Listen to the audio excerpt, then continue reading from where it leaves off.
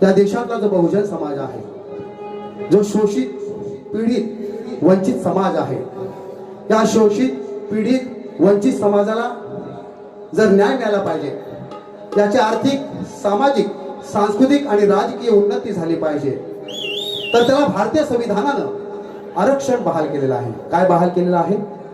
आरक्षण बहाल केलेलं आहे. आणि ते आरक्षण जे तुम्हाला बहाल केलेलं आहे, ते आरक्षण टिकवणं हे सुद्धा आव्हानात्मक आहे. आणि म्हणून आपण सर्वांना ज्ञात आहे की दिनांक 9 ऑक्टोबर रोजी आझाद मैदानावरती एक भव्य असं आंदोलन त्या ठिकाणी आयोजित करण्यात आलेलं आहे.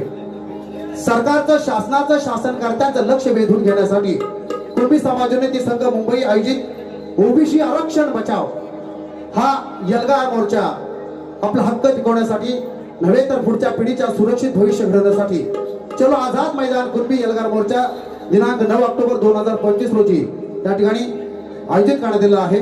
आणि आपण बहुसंख्येनं त्या मोर्चात त्या आंदोलनात सहभागी व्हावं असं आव्हान कुणबी समाजोन्नती संघ मुंबई यांच्या वतीनं आणि संलग्न सर्व शाखा कुणबी युवा यांच्या वतीनं करण्यात आलेलं आहे.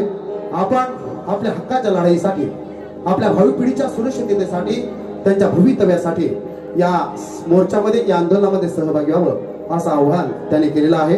आणि त्याचबरोबर एक 200 रुपयाचं पारितोषिक देखील आपल्याला प्राप्त झालेलं आहे.